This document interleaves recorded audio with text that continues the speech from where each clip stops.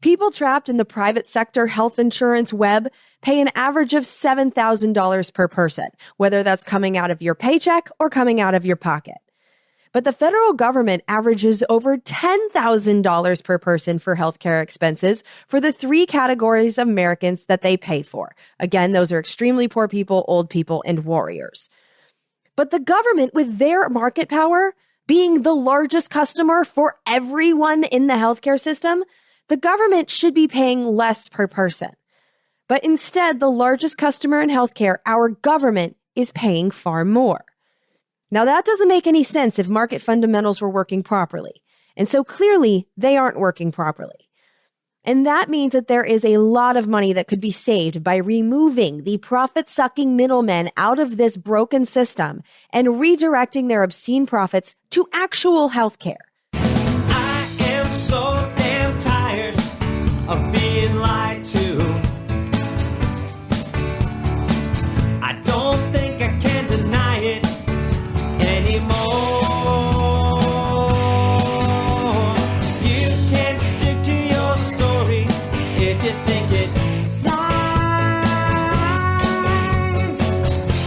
but I'm not gonna buy it anymore. Hello, my friend, and thank you for listening to the 255th episode of the listener-supported Congressional Dish. I'm your host, Jennifer Briney. Today's episode of Congressional Dish is about a huge industry in the United States healthcare system that most Americans don't know exists, but I think it's about time we find out about it. Because this industry is powerful enough to have gotten a favor slipped into the gun law, the only industry that was able to pull that off. Now, I will talk about the gun law at the end of this episode, because I read it after getting multiple requests from producers. So I figured, let's see if there's anything in here that is interesting enough to make a whole episode out of. And everything about the guns I can explain to you in like 5 minutes. Because, for the law that is being branded, the most significant piece of gun legislation in a generation, well, there isn't much to it.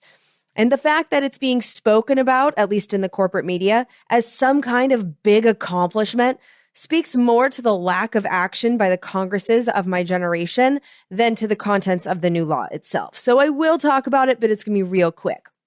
But when I read that law and I saw that a dingleberry was attached to it, that even though the new law was only 32 pages, journalists, didn't even have to break a sweat to read this law. But yet so few articles have been written about this dingleberry that I just decided that it's worth a Congressional Dish spotlight. Not because the change made in the gun law is all that significant, because it's not, but because the change was attached to such a high-profile law and is designed to help out an industry that is so impactful to each and every one of us, and yet it's an industry that so few of us have even heard of. But this industry is a problem, a big one, and it's affecting your wallet for sure. At least if you are a human who ever needs to take a prescription drug or is responsible for paying for a human that ever needs to take a prescription drug. But before I dive into the backstory on this gun law dingleberry, I just really quick want to let you know that if you're going to be in Berlin on Tuesday, July 26th, I'm going to be recording an episode of We're Not Wrong, which is my new-ish podcast that I co-host with Justin Robert Young and Andrew Heaton. Well, we are going to record that episode on July 26th live in some Berlin bar or beer garden. We don't quite know yet. It's going to be a relatively small group, but we do have some audience members confirmed. And so if you're going to be in Berlin and you're interested in being in our audience for the live recording and then partying with us afterwards on a Tuesday, as podcasters design our lives to be able to do, well, if you want to do any of that with us, please email we're not wrong pod@gmail.com and Justin will keep you in the loop on the details. But I would love to have some Congressional Dish representatives at the table, and I hope to meet at least a few of you in person in Deutschland. Okay, so now let me introduce you to pharmacy benefit managers, or PBMs as they'll be referred to most of the time in this episode. But pharmacy benefit managers are essentially middlemen between drug companies, government, health insurance companies, pharmacies, and us patients in the United States healthcare system. But before I get into more detail about what they are and the role that pharmacy benefit managers play, let's zoom out and look at our healthcare system as a whole, because understanding the basic function of our healthcare system is necessary to understand the pharmacy benefit manager's role inside of it.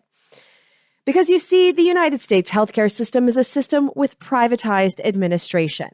So like the billing is controlled by private companies. And the majority of Americans get their healthcare coverage via private health insurance plans. Over 55% of Americans have private insurance that is paid for through their boss or out of pocket directly to the health insurance companies. I personally am stuck in this category of American. I get my health insurance through the multinational corporation that pays my husband to do solar power things. But if my husband kicks the bucket, or when I can comfortably afford to cover both of us so that he can retire to sell podcasting merchandise at live shows or do anything else that is fun like that. But if those type of situations were to occur in my life, I would have to pay the health insurance company directly using Congressional dish money. Those are my only options for getting healthcare coverage in the United States, because I'm not allowed to get government insurance in the United States because I'm not financially desperate. I am above the poverty line. Thank you to all of the listeners of Congressional Dish who made that possible. I'm also under the age of 65 for the next 25 years, and I'm not in the military. And so those are the only category of Americans that are allowed into the government system: desperately poor people, old people, and war fighters. And because I'm none of those things, all I'm left with are private options. Most Americans are like me and are in this captured market with no non-market options. Most Americans are like me and do not have the freedom to choose a government plan because here, for most of us, they don't exist.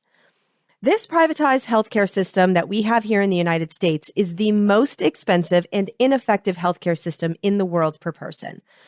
Citizens of other countries get hospitals, ambulances, regular doctor's visits, all included in return for their taxes. And in those countries, every single person who is in the country is covered. In the United States, it's not like that. In fact, about 10% of us have to pay all of our medical costs in cash. These people are known as the uninsured, and that is a category that does not exist in most of the world. But in the United States, for some reason, our Congress is perfectly fine with the situation where 10% of us are subject to bills that add up to tens of thousands of dollars because you had one of the worst days of your life and needed an ambulance, or something happened and you had to stay in the hospital for a few days, or you got cancer, or even broke a bone. Any accident, doesn't even have to be a major one, depending on how much money you have in the bank. Just needing an ambulance can bankrupt 10% of Americans who are left out of the private health insurance system and are not allowed in the government one.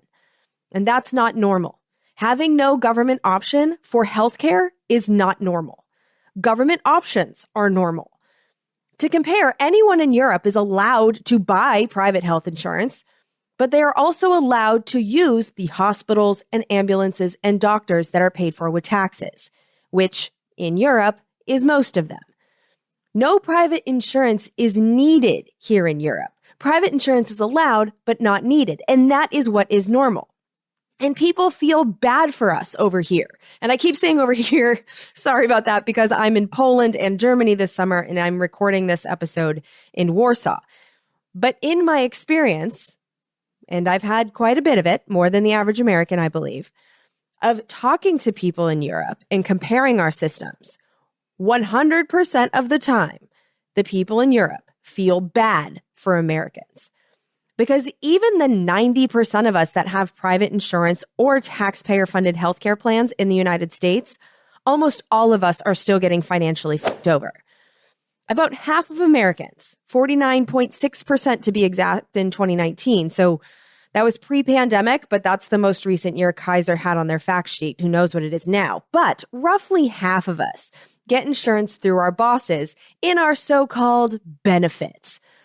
But that is a part of your compensation package, those benefits. It's a labor expense for your boss. It's labor money that should be going to you as a worker, but it's money you are not getting in cash. And this averages out to about $7,000 per person per year if you're in the private system. $7,000 per year is how much our bosses pay private insurance companies instead of you directly. And if I weren't married and doing this for a living, I'd be among the approximately 10% of Americans that have to pay for private health insurance itself in cash. I'd have to use the money that you pay me for private health insurance, and I would have no other choice for coverage. And a lot of my customers, let's keep in mind, pay me nothing.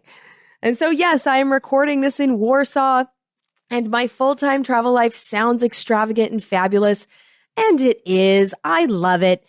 But I had to give up having a home as a trade-off. I'm not rich.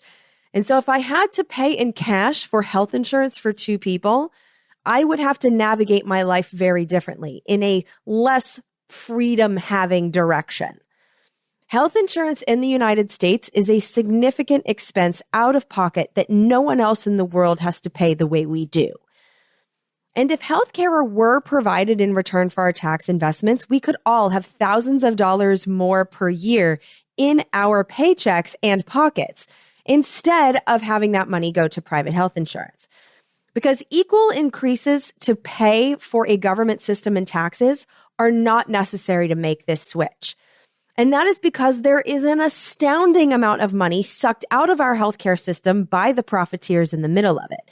And if we chose to hire people in government who wanted the government to succeed, as opposed to what we tend to do now, which is hire businessmen and businesswomen to run our government, who then use their power to funnel money to private businesses and therefore the shareholder class that almost all of them are a part of.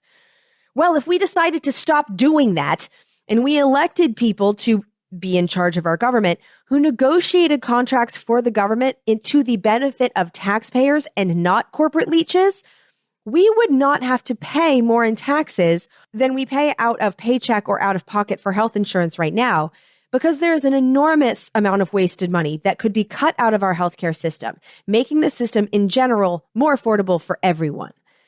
Now, that's not to say that there wouldn't be a wealth transfer. There would, because that money would have to come from somewhere. But the wealth transfer would flow from stock market portfolios to checking accounts, which after at least a few generations worth of wealth transfers flowing in the checking accounts to stock market portfolios direction, this would be a long overdue pendulum shift. But right now, our government, with this privatized billing system, is getting hosed. We've allowed our federal government to get infiltrated with private profiteer moles, and they are making terrible deals on our behalf, and the numbers back that up. So like I said before, people trapped in the private sector health insurance web pay an average of $7,000 per person, whether that's coming out of your paycheck or coming out of your pocket. But the federal government averages over $10,000 per person for healthcare expenses for the three categories of Americans that they pay for. Again, those are extremely poor people, old people, and warriors. But the government, with their market power, being the largest customer for everyone in the healthcare system, the government should be paying less per person. But instead, the largest customer in healthcare, our government, is paying far more. Now, that doesn't make any sense if market fundamentals were working properly. And so clearly, they aren't working properly. And that means that there is a lot of money that could be saved by removing the profit-sucking middlemen out of this broken system and redirecting their obscene profits to actual healthcare. Because for what we already pay per person, even at the lower private sector per person rates, we are paying about double what is paid for each person to get healthcare, with no cash payments required out of pocket in Germany, a country whose healthcare system I have personally experienced as excellent and which covers everyone in the country, with no out-of-pocket costs, no surprise bills, no "can I afford to call an ambulance" discussions in emergency situations, which, by the way, absolutely happens in America because Joe and I have had that conversation. Joe had chest pains when we were living in Hawaii. We were both waiting tables at the time. And we took a cab to the hospital because we didn't want to pay for the ambulance. It was a stupid decision to make if he was having a heart attack, but we got lucky and he wasn't. But that's what people do in America. They don't call ambulances because they don't have an extra few $1,000s sitting around. But in Germany, I was a student. I was studying abroad and I got really sick. I was throwing up and my eyes were crusted shut. It was really disgusting. You don't need all the details. But basically, there was a doctor directly across the street. In Germany, they have doctors all over the place in it's basically their version of a pharmacy. They're called apothekas. And there was an apotheka across the street where apparently there are always two doctors who are just sitting there on call, not full of appointments, not super rushed like in our privatized system. They were just there and it was a good day for them. There were very few sick people. And so I had to go to the apotheka. I walked directly across the street, immediately walked in, got an appointment. And after a few minutes, there was something going around. They recognized what it was and they gave me some pills to take to make me feel better. As I was walking out of their office, though, I went and I stood in the front, kind of freaking out about the billing. I didn't know how much this was going to cost. I had a credit card, but I don't know. I'm in a foreign country and in America, healthcare costs, especially if I'm going to a doctor that's out of network, I had no idea what kind of costs I was in for. And so I stood there and I stood there and stood there. And eventually, I got kind of frustrated because no one was coming to help me with the bill. And so I called to the back and they came out and they said, "Do you need something?" And I said, "Yeah, I need to settle the bill. And I just want to know, do you take credit card or cash or how much is it going to be? How does this work?" And the lady put her hand on my hand and she said, "Oh, dear, you don't pay here. You're not in America anymore. In Germany, it's covered with taxes," or something to that effect.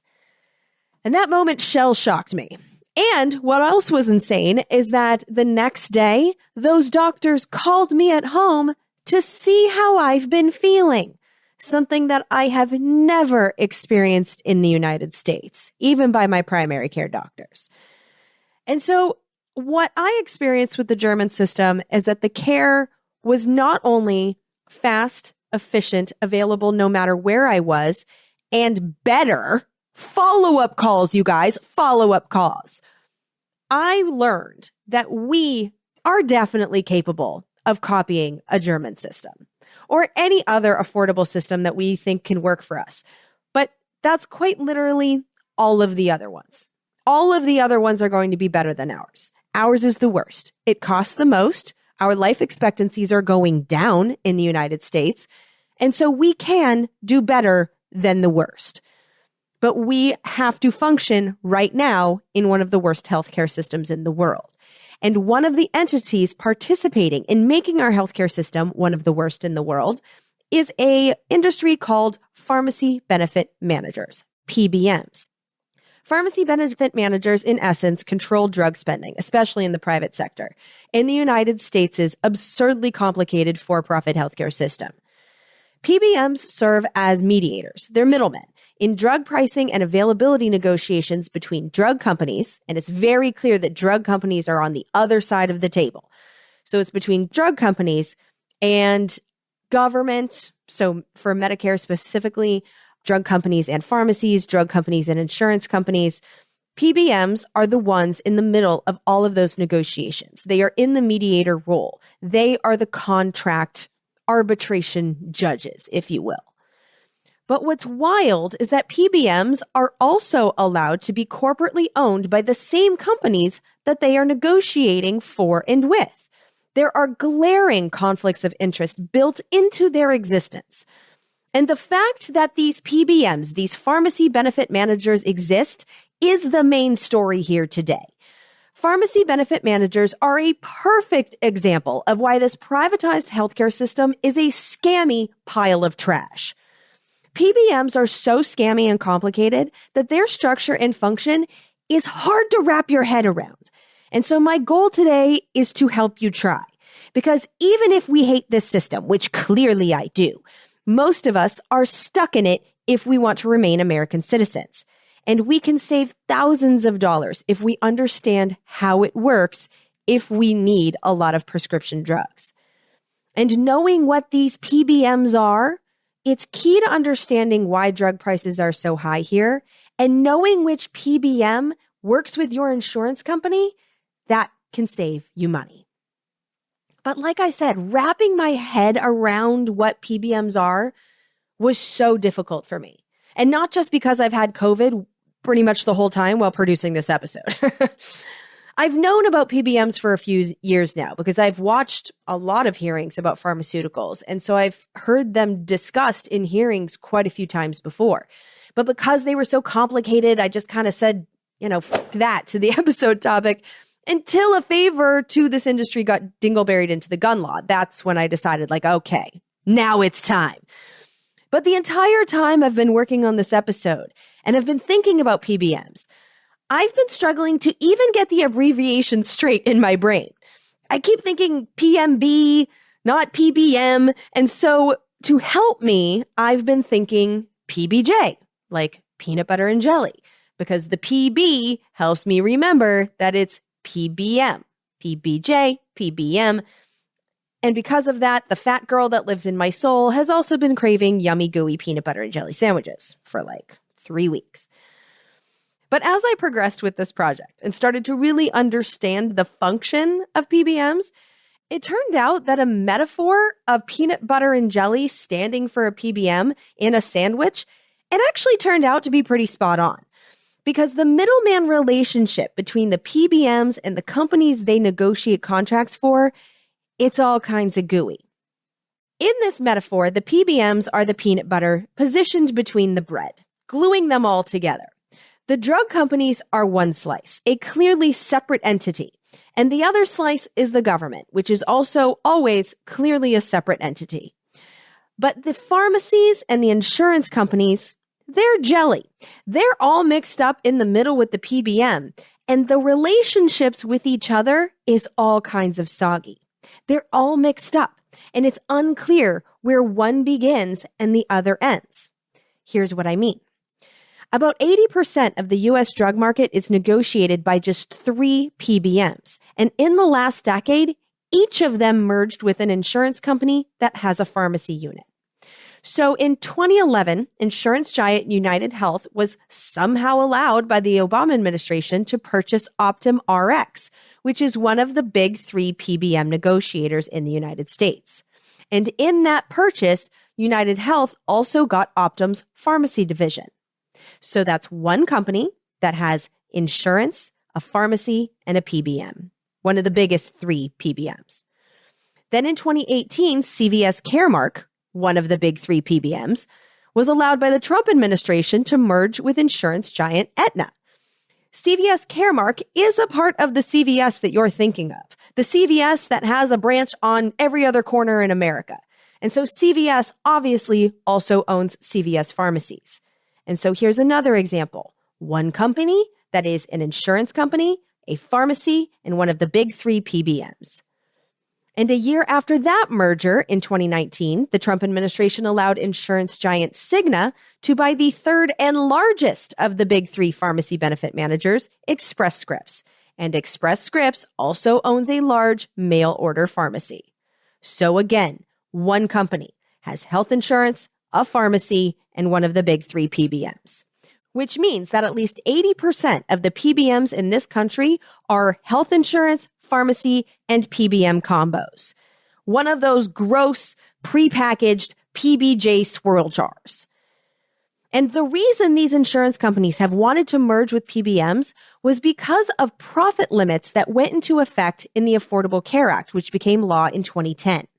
The Affordable Care Act made it law that at least 80% of health insurance company income, so 80% of the money that we pay health insurance companies in premiums, has to be spent on our health care.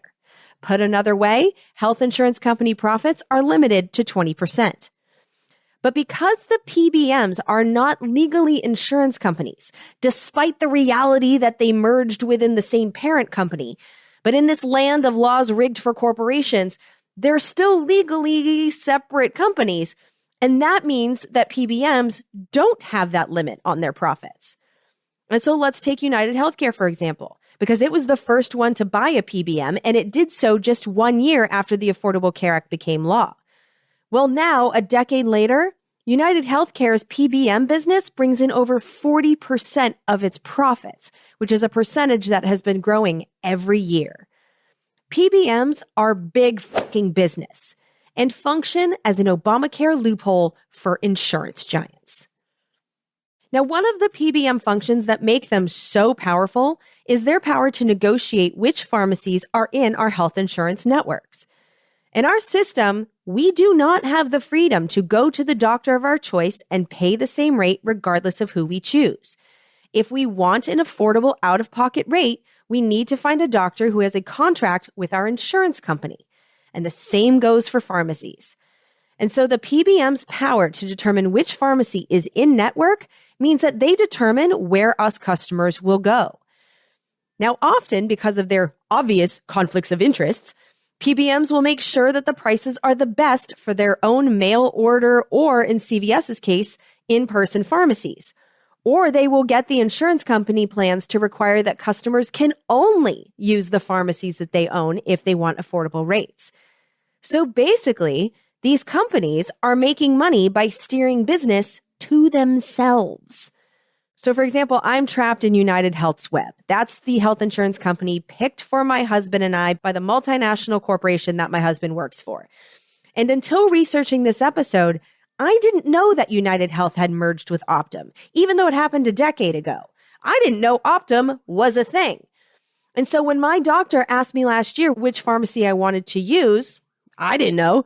I was like, CVS, Walgreens, like who gives a shit? I just picked whichever one was close by. But as a United Health plan captive, I should be looking at Optum pharmacy options first because now I know that Optum RX PBM is the same company as my health insurance company. And they clearly would have a financial incentive to negotiate the best deal for themselves.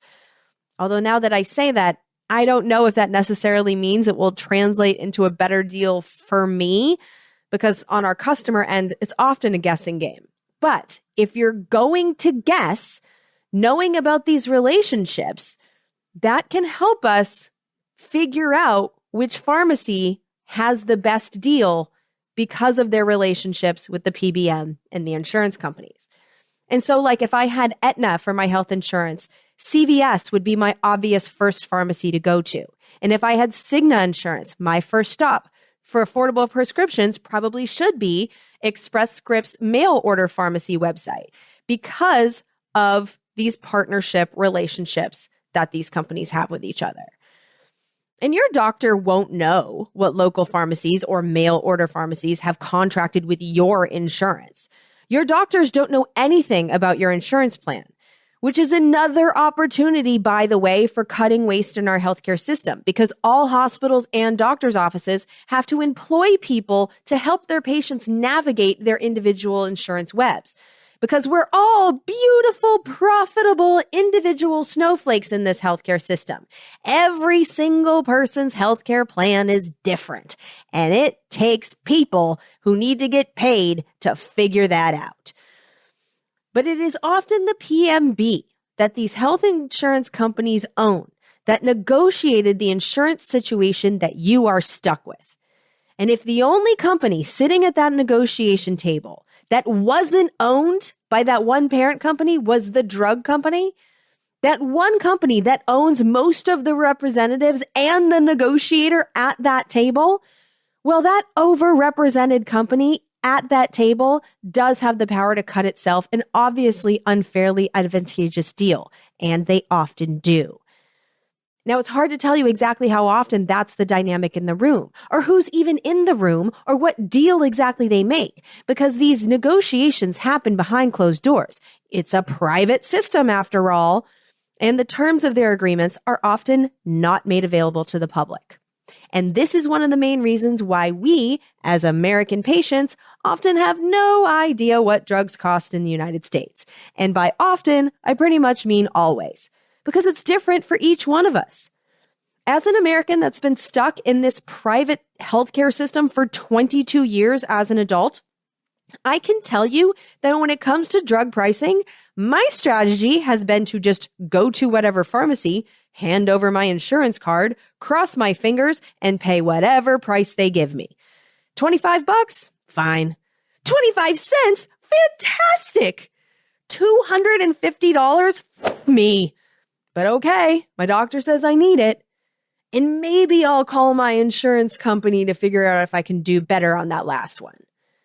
But now that I know that PBMs exist, and as a United Health Insurance captive, I now know not to go first to CVS or Walgreens or to an independent pharmacy.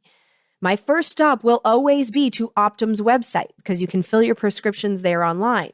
Because now I know that my insurance company and that pharmacy and the drug price negotiator for those two, they were all the same company. And so it's worth checking to see if that conflict of interest might benefit me as their captive. But drug companies versus giant companies that own insurance, a pharmacy, and a PBM middleman, that's actually not the shadiest negotiation table scenario. Because everyone in that negotiation room understands that those companies are all on the same team. What is shady is that the same PBMs, these big three that are combos with insurance and pharmacies, the big three are also negotiating drug pricing on behalf of their parent company's competitors. Independent pharmacies, for example, because they have so few options, often have to hire CVS Caremark or Optum Rx or Express Scripts, one of the big three PBMs, or another insurance company / competing pharmacy partnered PBM, because the big three aren't the only ones with gooey relationships. But independent pharmacies have to hire a PBM to negotiate on their behalf because that's just how the system works. Now, the PBM industry, of course, this is how they describe the situation.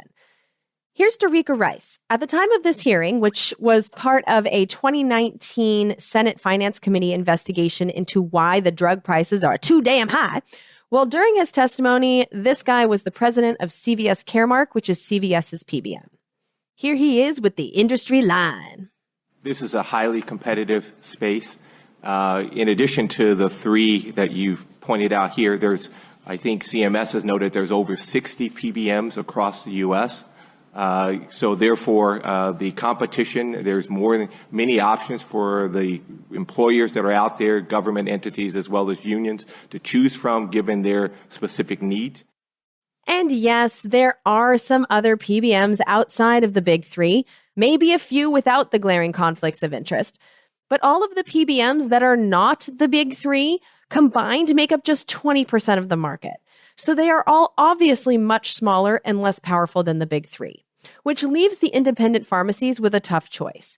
The independents can hire a company to negotiate for them that has equal power to the drug company, so one of the big three, but that also has glaring conflicts of interest.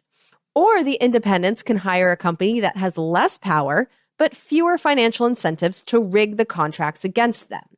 In this free market system, the small independent pharmacies, even when they band together in these negotiations, are only free to pick their poison. Here's Bradley J. Arthur. He's an owner of an independent pharmacy who testified to the House Committee on the Judiciary about what was happening to his business in November of 2015. The big three PBMs control almost 80% of the entire market, and these PBMs have the upper hand both in negotiating the contract with the payer as well as strongly influencing the actual plan design itself. The PBM industry typically states that they can use their economic power to harness enhanced market efficiencies. But for whom? However, the staggering annual revenues that continue to grow each year of the big three suggest that these efficiencies are going directly to their corporations' bottom lines. Small community pharmacies like mine are faced on a daily basis with the impact of the PBM's disproportionate market power. Community pharmacies routinely must agree to take it or leave it contracts from the PBMs just to continue to serve our longstanding patients. As if that weren't enough, the PBMs also directly set the reimbursement rates for pharmacies. The very same pharmacies that stand in direct competition of some of these PBM-owned mail-order and specialty pharmacies. Therefore, it comes as no surprise when the PBMs present employer and government payers with carefully tailored, suggested plan designs that steer beneficiaries to these PBM-owned entities. So clearly, independent pharmacies are not happy with the roles PBMs are playing in the healthcare system. And one thing that he didn't mention is that this setup not only allows the PBMs the ability to create worse deals for competitors than they create for their own brands, But they also use their middleman status to get all kinds of insider information on their competitors, which is an amazing advantage in market power. To be able to peek in the competition's books, to see what they charge for things, to know how much money they make and how they choose to spend it. That means that they're able to then negotiate and set deals for competitors with the comparison with their own companies in only their minds. You know, information is power, and PBMs get the most information. And the results are clear. In the last decade, independent pharmacies have been closing all over the United States as a result of the unfair advantages enjoyed by their large PBM-partnered competitors, whose profits are growing exponentially every year. And so now let's look into how exactly these PBMs are making all their money. So one of the ways they make money is actually by screwing over insurance companies, at least the ones that they're not, merged with. But basically what they do is that they'll have the insurance companies pay more for drugs than the pharmacies are getting, and the PBMs will pocket the difference. So they basically upcharge the insurance companies. Again, like I said, at least the ones that they don't own. And they call this, get this corporate crap, they call this pharmacy spread. Another way that they make money is by screwing over pharmacies, not only in contract negotiations, but with fees. So pharmacies are charged fees by the PBMs for the electronic processing of each claim. Fees are charged to pharmacies when they allow a pharmacy into an insurance network. And the most nefarious of fees are the performance fees. Basically, PBMs can conduct surprise audits of pharmacies and then charge excessive fees for anything they find, even little paperwork errors. The fees can sometimes be so large that the PBMs extract more from the pharmacies than what they paid the drug company for the pills. So essentially, pharmacies are getting charged twice, once for the rate that the PBM negotiated for them to the drug companies, and then they also pay the random ransom fees charged by the middlemen gangster PBMs. This is especially common, apparently, when PBMs are negotiating on behalf of the federal government's Medicare program. PBMs are middlemen between us taxpayers, pharmacies, and drug companies too. And the law currently allows the PBMs to charge all kinds of fees to squeeze money out of the pharmacies that our grandparents pick up their pill bottles from. Collectively, the fees are a form of surprise billing that PBMs use to take money from pharmacies. And the fees are so high and so widespread that independent pharmacies that are closing are citing these fees specifically as the reason.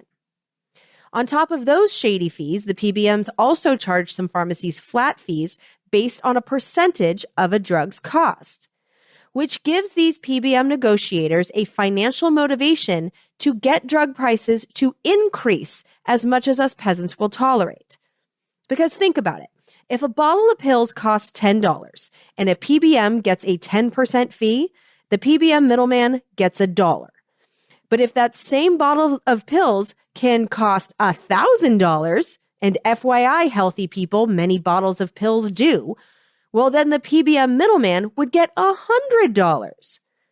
Any company that exists to funnel profits to shareholders, which includes all of the big three PBMs and many of their little competitors, if not all of them, well, those companies will want to make $100, not $1.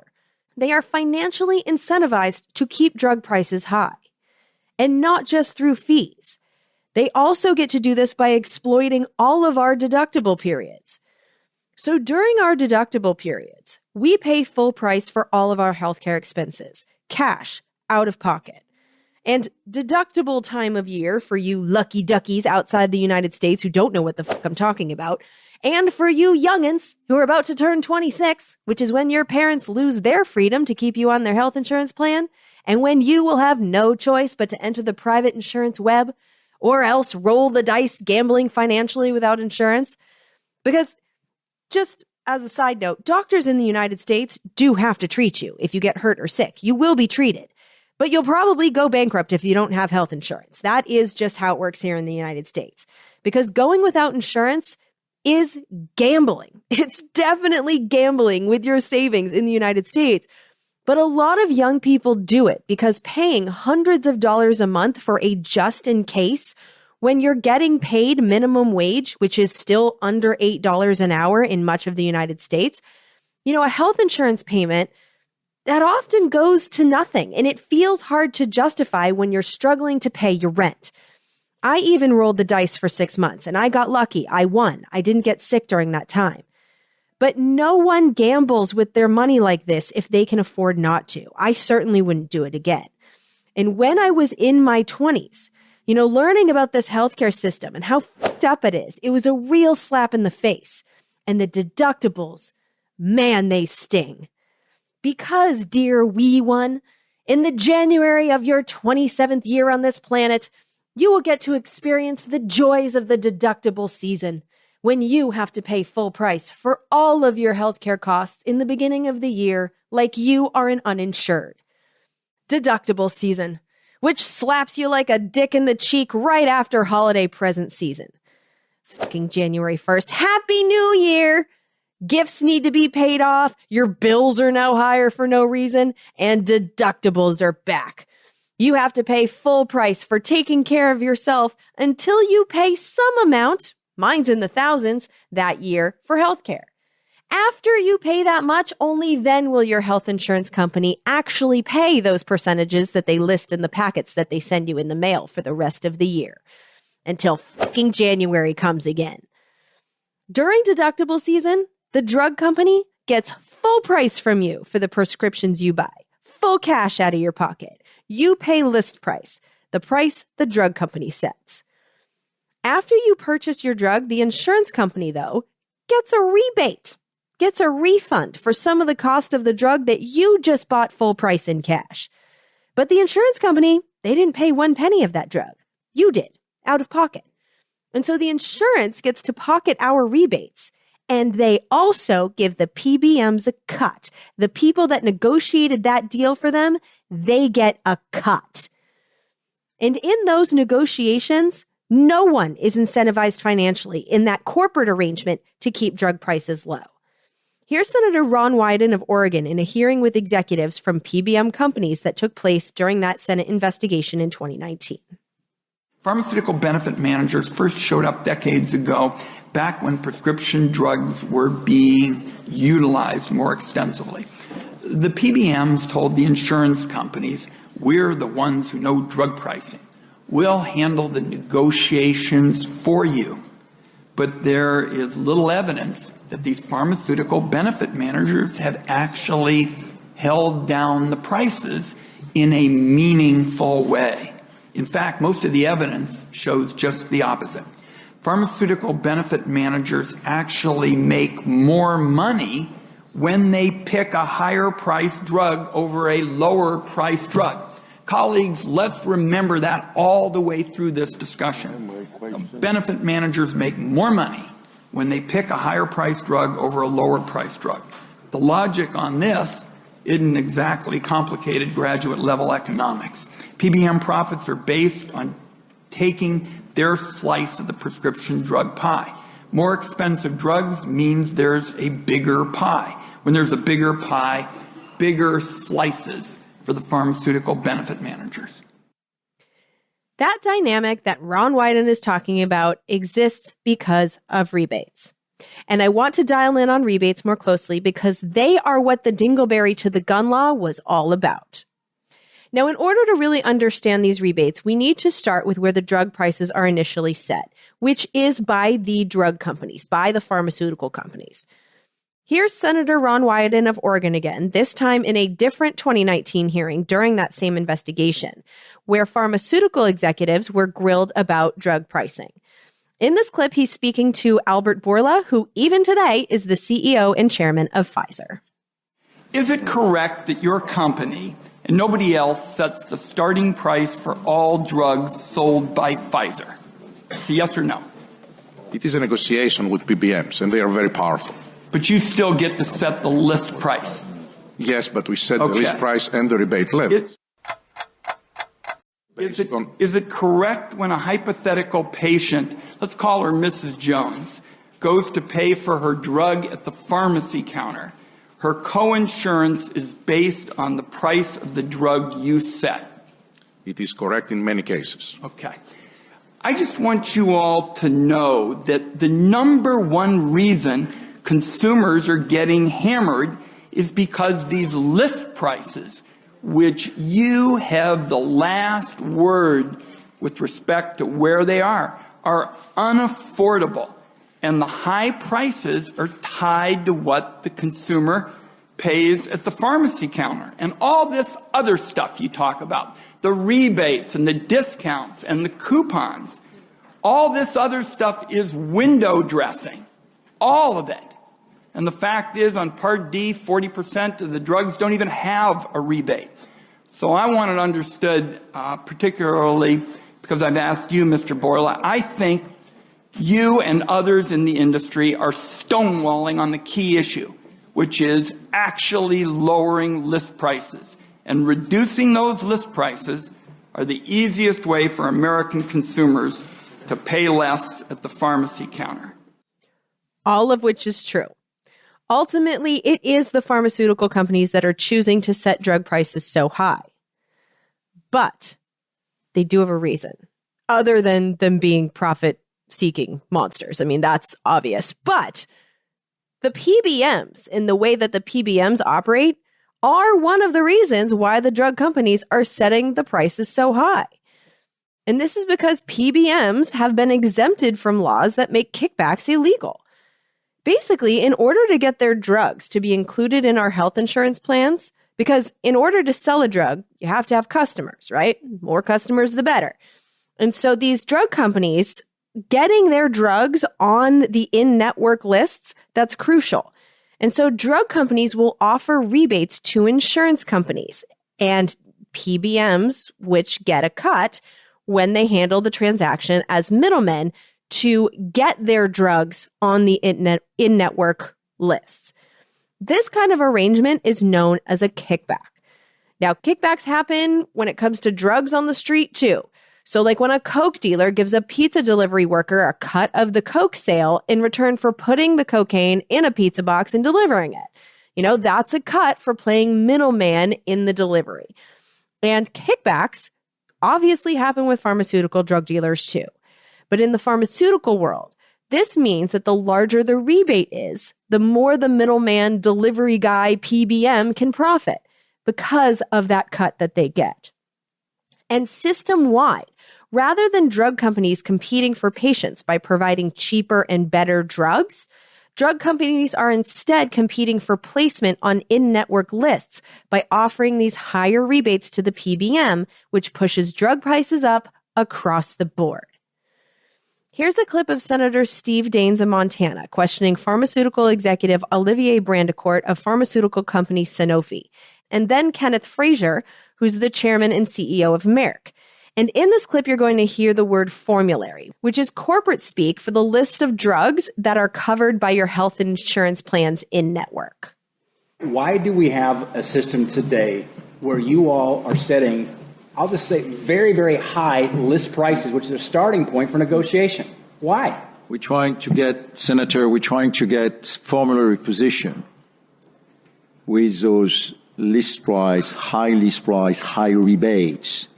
It's a preferred position. Unfortunately, that preferred position doesn't automatically ensure affordability at the end of the Senator, chain. if you bring a product to the market with a low list price in this system, you get punished financially and you get no uptake because everyone in the supply chain makes money as a result of a higher list price. And when he says everyone in the supply chain makes money from high list prices, that obviously includes PBMs because they want as large of a cut as they can get of a rebate as possible. And a high rebate can only come from a drug with a high list price. If the drug is cheap, the rebate just can't be very big, which means that the incentive for the negotiator PBM is to keep drug prices high. Here's Kenneth Frazier again, the chairman and CEO of Merck, testifying to the Senate Committee on Finance during their drug price investigation in 2019. If you went back a few years ago, when we negotiated to get our drugs on formulary, our goal was to have the lowest copay by patients. Today, the goal is to pay into the supply chain the biggest rebate. And so that actually puts the patient at a disadvantage since they're the only ones that are paying a portion of the list price. The list price is actually working against the patient. And so it seems quite clear to me is that the cut that the negotiators, the PBMs, are getting of rebates, that financial incentive clearly needs to go. And the thing is that kickback arrangements like this rebate scheme are generally illegal for most industries. But again, not for PBMs in their drug price negotiator role. They have an exemption from the law somehow, and even members of Congress don't seem to know why. Here's Senator John Cornyn of Texas in one of those 2019 hearings. And this hearing was with advocates working to lower drug prices. And so the first answer will come from Douglas Holtz Eichen, who is the founder and president of the American Action Forum think tank. Now, this is a guy who used to be the chief economic policy advisor to Senator John McCain. So he's a Republican. You can kind of assume that he's pro-big business. And then the second answer will come from Peter Bach, who is a doctor and the director of the Memorial Sloan Kettering Center for Health Policy and Outcomes, which is a cancer center. Can anybody on the panel explain to me why we have a general prohibition against kickbacks, call them rebates, under the Social Security Act with regard to, but we nevertheless allow it for prescription drug pricing? What's the sound public policy reason for excluding prescription drug pricing from the anti-kickback rule under federal law? I can't explain that and won't pretend to. I thought I was the only one who didn't understand the wisdom of that. Well, it's obviously it's not a transparent arrangement, and it does produce upward pressure on drug prices, and obviously the negotiations between the PBM and the pharma in terms of actually what the net cost is not transparent, nor is it delivered to the consumer. Is it, Dr. Miller, Dr. Bach? It's delivered to the consumer indirectly through the reduction of the total cost of the benefit, but it is not delivered to the actual consumer using the drug. And that is a disassociation. That is a problem because it essentially reverses the structure of insurance, lowering the total cost for people who use it the least and raising the cost for people who use it the most relative to if you allowed the rebate to be used at the point of sale, including all discounts. And a few minutes later, Douglas Holtz Eichen, who's, again, he's a doctor, but he's also the president of that think tank. Well, he gave a clarifying explanation of the effect this rebate setup is having on insurance in general. So in this clip, he's going to mention someone named Miss Sago, who was another witness sitting beside him who had testified about the absurdly high price of insulin and the negative effect it was having on her family. Basically, her diabetic son had rationed his insulin when he realized the financial strain that buying it was having on his parents, and he got so sick that he could have died. And so that's who he's referring to in this clip. But here we go. If we had the negotiation be about the upfront price, so you get the same, instead of a high list price and a rebate, you just negotiate a lower price, that would be the price that Ms. Segal would face. And insurance companies would look at that and say, okay, she's not paying as much as she used to. We're going to have to make that money somewhere else, and they might raise premiums. That means that people who don't have extreme insulin drug costs would pay a little bit more in a premium every month, and people who have extremely devastating medical conditions and high healthcare costs would get less costs. That's exactly what insurance is supposed to do.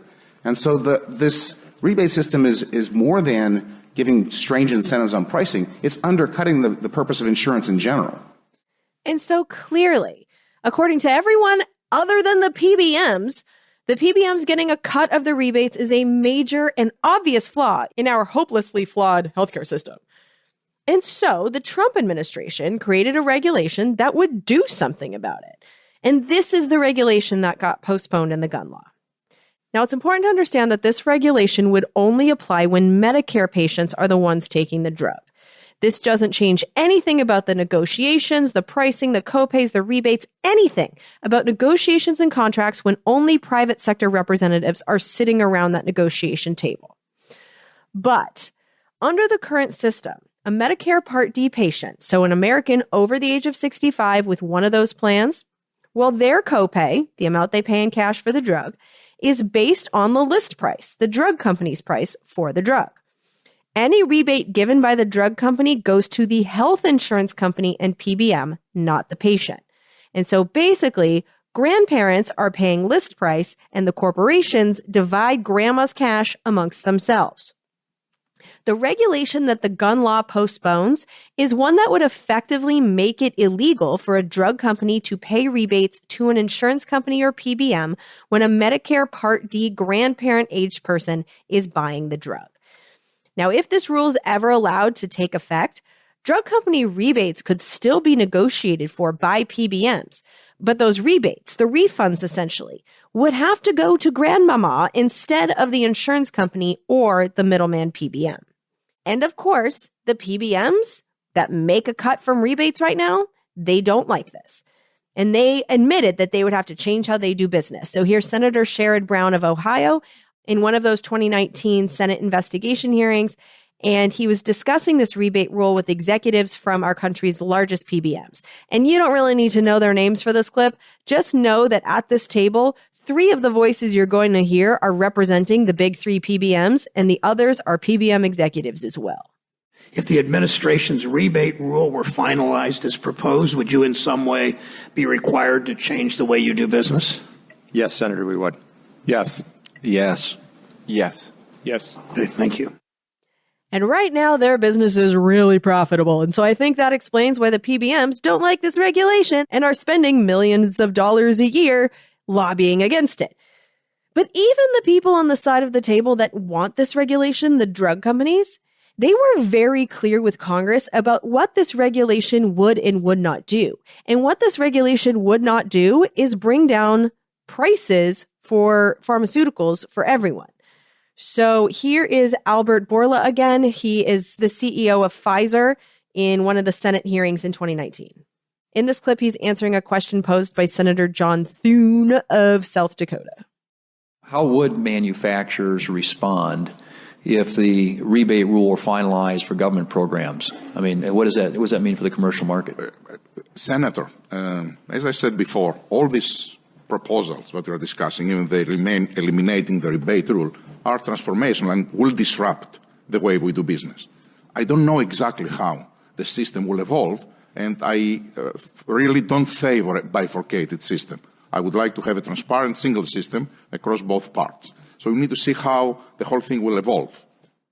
And a bifurcated system is exactly what this regulation would create, because it only would be applied to Medicare Part D patients, and the private sector would be left alone to continue all this rebate bullshit. That's a problem. Here's Pfizer's CEO, Albert Borla, again.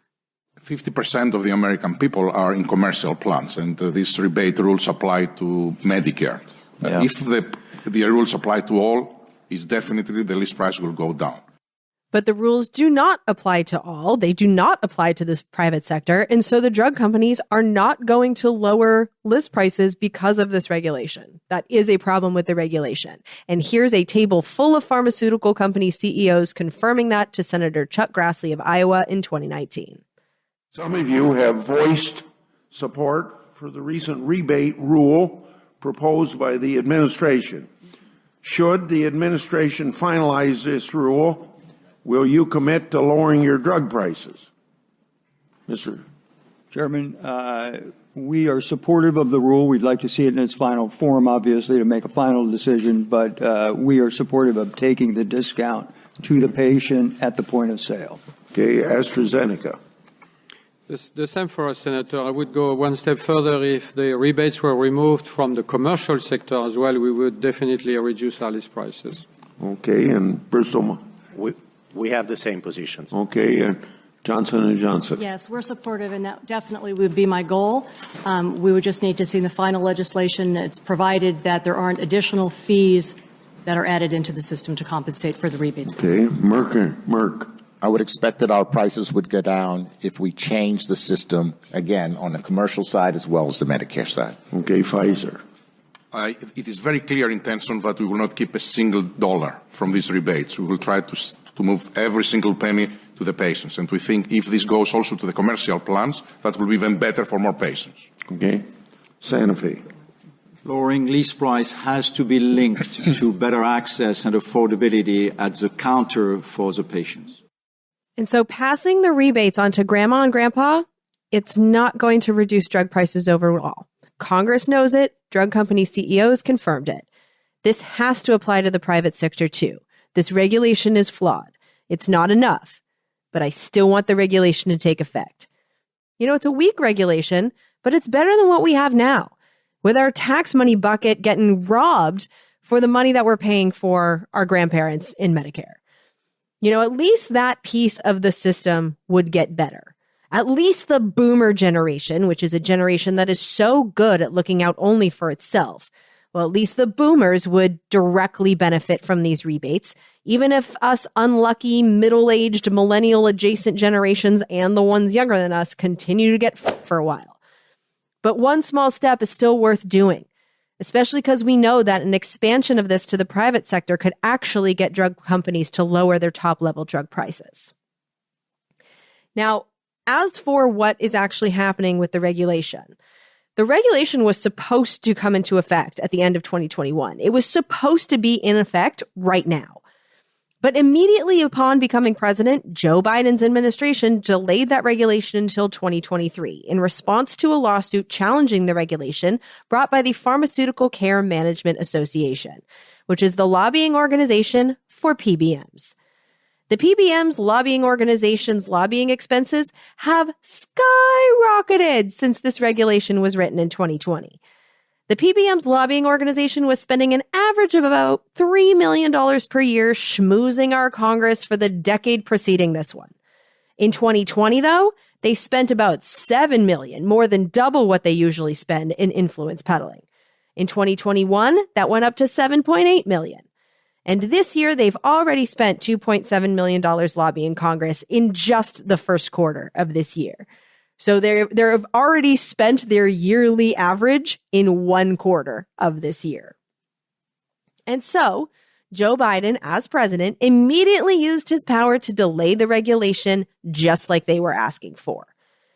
Then the infrastructure law, the bipartisan achievement of this Congress, it contained a dingleberry that postponed the regulation until the beginning of 2026, gave them 3 more years.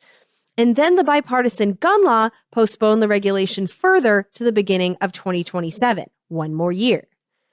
And so what we have here is that President Biden alone, and then in partnerships with Congress, in both of their big bipartisan achievements, they postponed the regulation that would give rebates to grandma and grandpa instead of making them pay full price for their life-sustaining drugs and letting the shareholders of some of the largest and most powerful corporations in the world pocket grandmama's cash. What the fuck? And I tried to figure out, why would they do this? And no one who has been asked in Congress has given an answer to why this dingleberry was included in the drug law or the infrastructure law, for that matter. It's just not something that they're responding to. And I mean, the dingleberry to the gun law itself wasn't a huge change, right? In fact, because the regulation itself is so narrowly applied, only applied to Medicare Part D patients, the regulation itself wouldn't even be all that effective. We know that. But when you step back and look at the bigger picture, the Democrats, holding hands with their Republican buddies, have accomplished exactly 2 big bipartisan things in this Congress, the infrastructure law and the gun law. And this favor to the PBMs was a priority attached to both of them. This pharmacy benefit manager industry, which most of us have never heard of, is clearly extremely influential. And we need to be aware of it and start actively fighting it.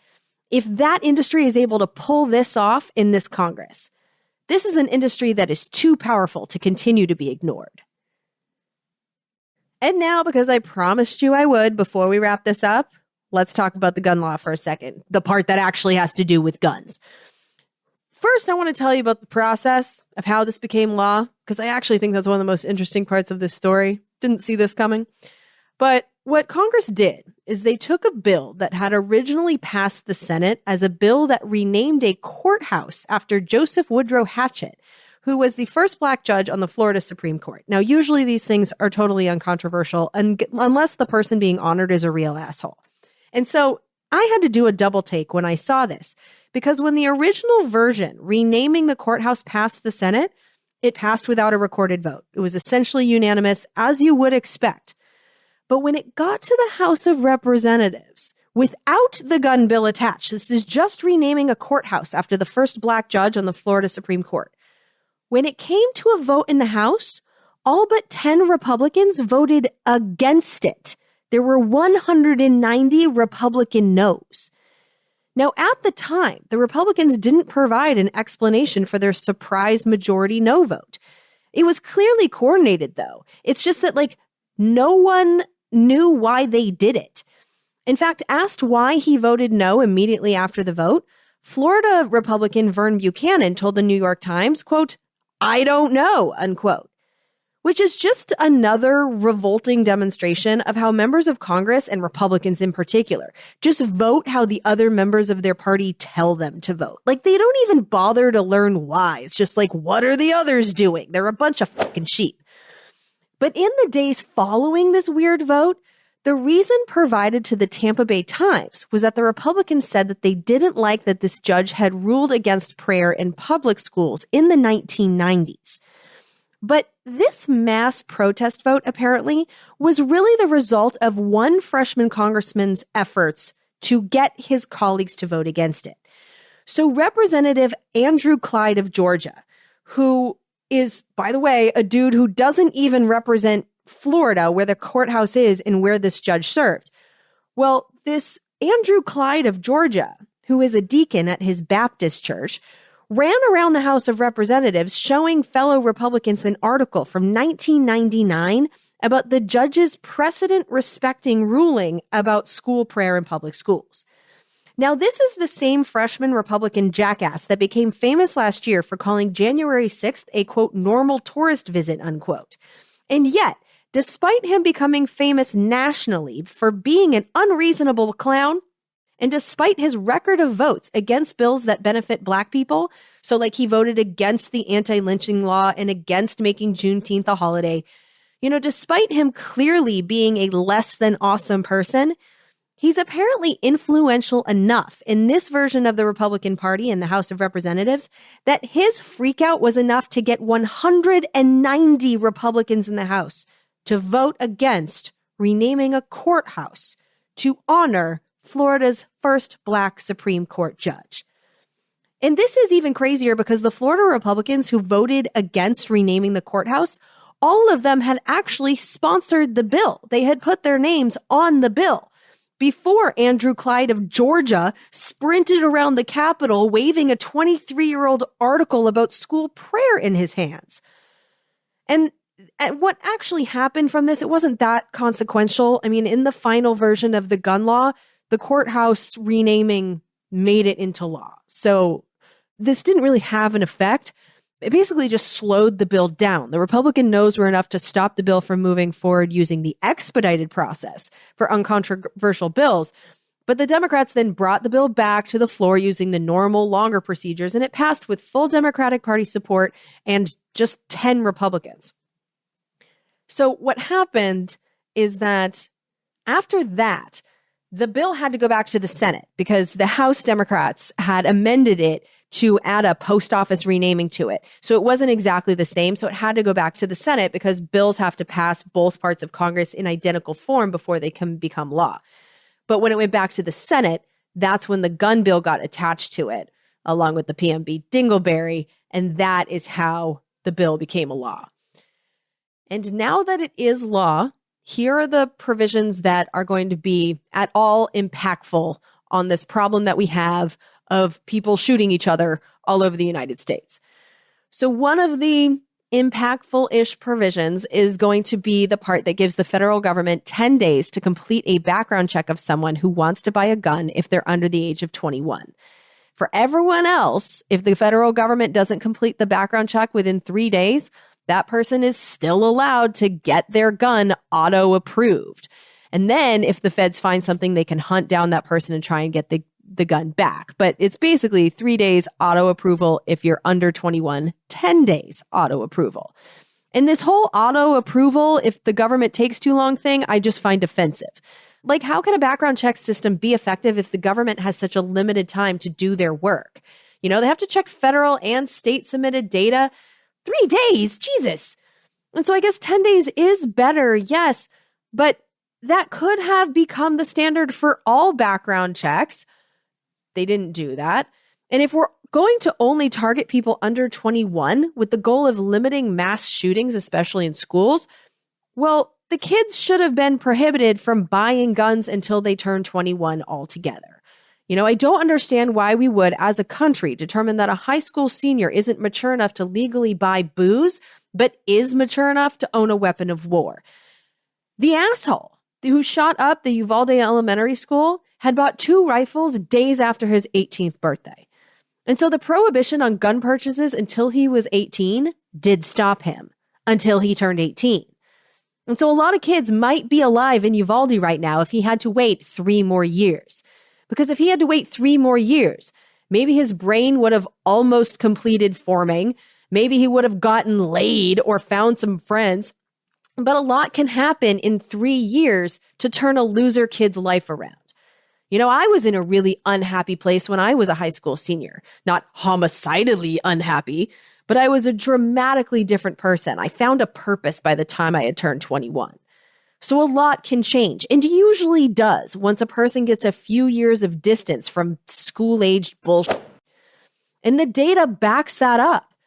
According to data analyzed by Mary Catherine Wildeman, who works for Hearst Media, the data shows that about 60% of the 2,275 school shootings that researchers recorded since 1970 were committed by someone under the age of 21, which tells me that a lot of these might have been prevented if those youngins were prohibited from getting a hold of a gun on their own during that pivotal 3-year sort of an adult, sort of not really time period.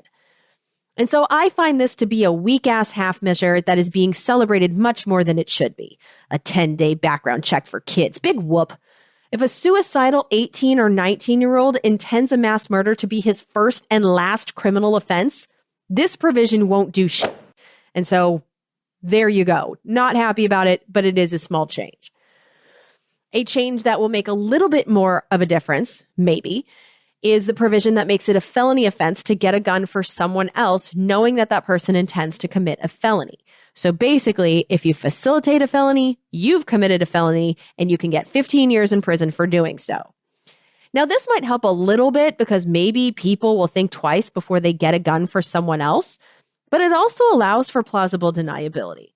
Like, a father who helps his loser son to get a gun can claim that he thought his kid just wanted to shoot cans with it in the yard. I had no idea he wanted to kill a classroom full of children.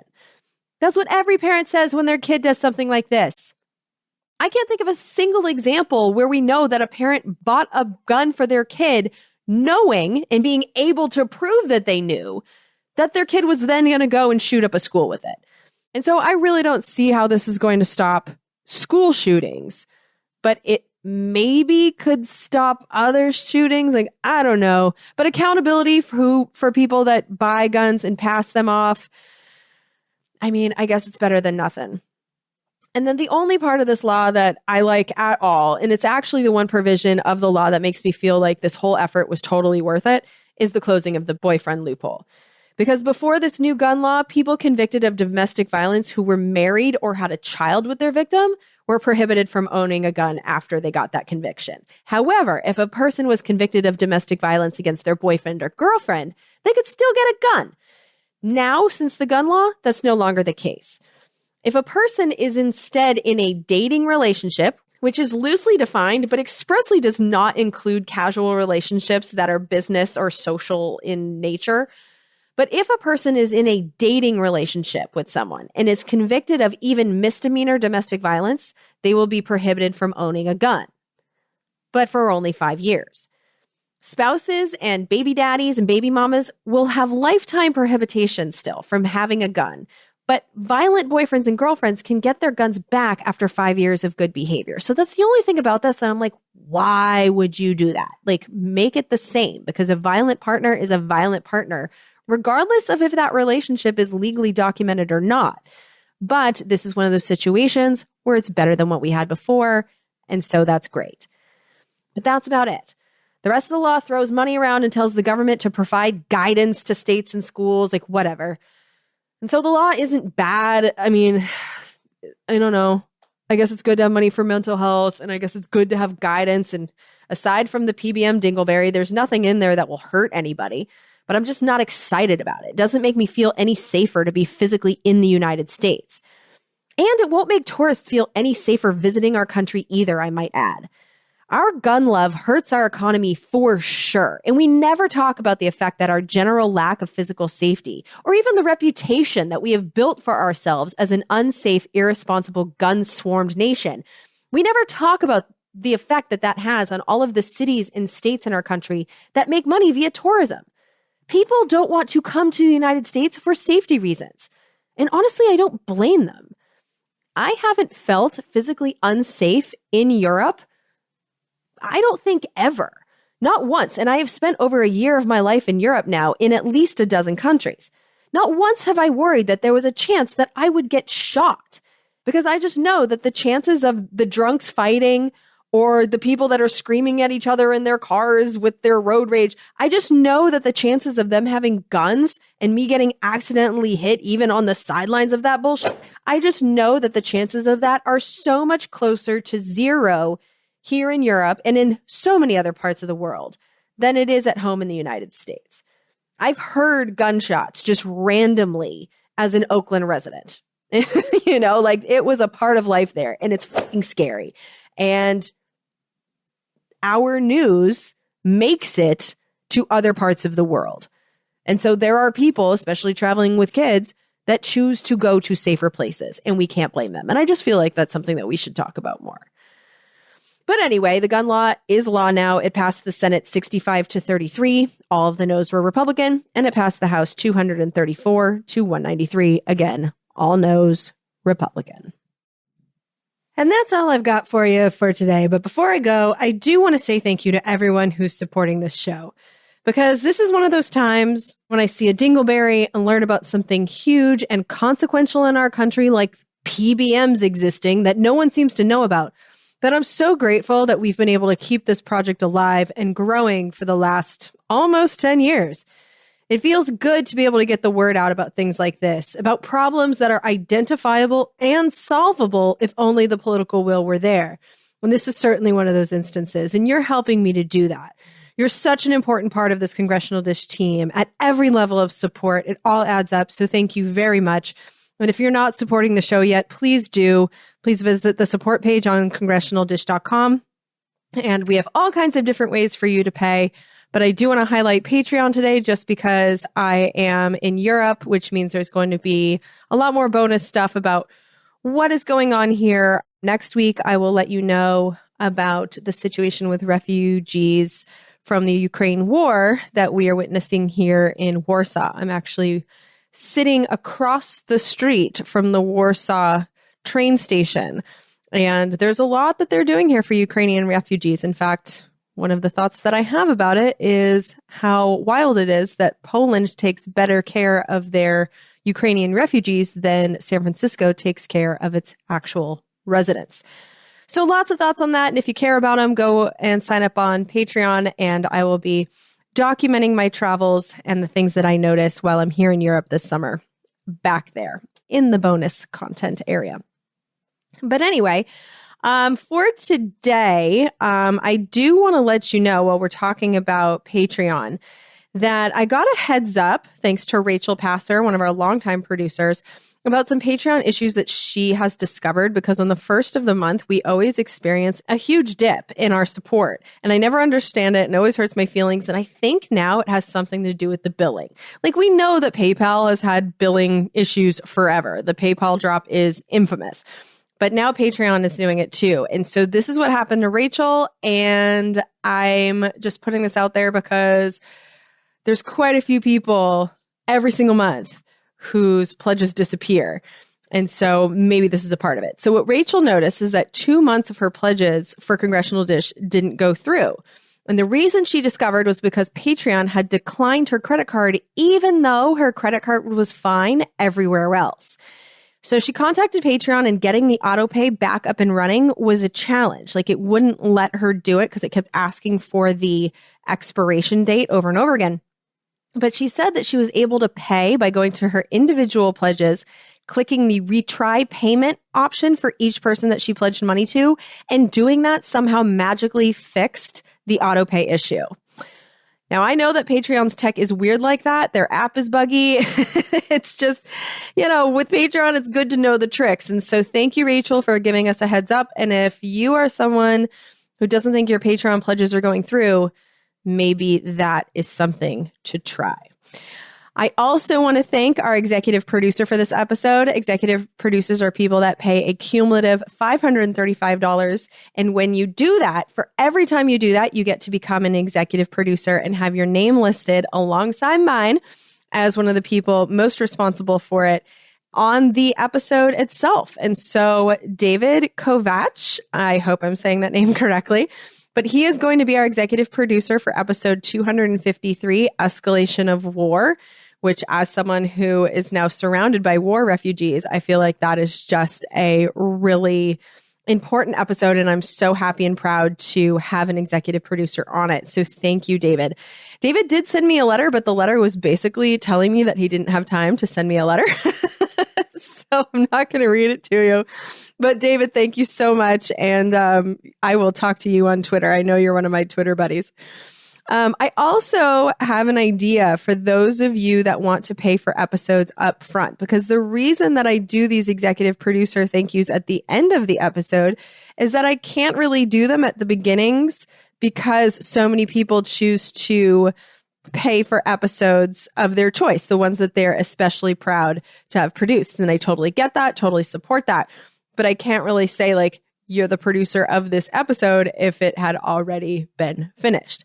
However, there are a few people like Stephen McMahon did for episode 250 that are paying for episodes up front for whatever reason, because you like the number, because if it's a milestone in the show, or you just trust that whatever the next episode is one that you're going to be proud of. I really love those. And if that's the case, if you're picking an episode that's coming up in the future, I will be happy to put your name up front in the introduction. I'll save the letters to the end, because when I do the introductions, my goal for the beginning of the episode is to get straight to the content as fast as possible so that new people won't be tempted to go away because I just spent 5 minutes talking about something random and like insider info. So it's something that I've been working on and I think is helping the show to grow. So the letters will stay at the end, but I would be happy to put your names at the beginning for anyone in the future who wants to be an executive producer on an episode that isn't done yet. All right. So I think that is it for today. I am friggin' starving. And so I'm going to go across the street to this really cool buffet place that we found, which is perfect in a place where the language is so damn hard to learn. Like Joe has memorized hello and thank you in Polish, and it's just not sticking in my brain. But this is one of these places where you pay by weight for food. So I can just like grab the food. I don't have to talk to anyone. I can scoop it myself and then get it to go. So my plan for the night, now that I am congressional dish brain dead, because this was a tough episode to wrap my head around, I am going to get takeout, take all my clothes off, and eat it naked in bed while watching Homeland. That is what I like to do on a Saturday night when in Europe. So yeah, I'm going to go do that. I have no idea what the next episode's topic is going to be. And so producers, if you have any suggestions, hit me up on Patreon because I want to know what you want to know. All right. Take care. Thanks for listening. I'll talk to you soon. Bye. We're surrounded now by liars coming at us through our TV screens. We don't have a domestic spying program. They're content to fight in black and white despite the many invasions. in-betweens. We got a president who plays with the facts. And then he waves a flag to cover his tracks. As if a lie is alright, if the end will justify the means. Now we are so damn tired of being lied to. The polar ice caps aren't going away. We don't think we can deny it anymore. You can stick to your story if you think it flies. But we're not keeping quiet anymore. We are so damn tired of being lied to. Government jobs consume the profits of the private sector. We don't think we can deny it anymore. You can stick to your story if you think it flies. But we're not keeping quiet anymore. Now we're not keeping quiet. These bills represent common sense, bipartisan solutions that actually solve problems.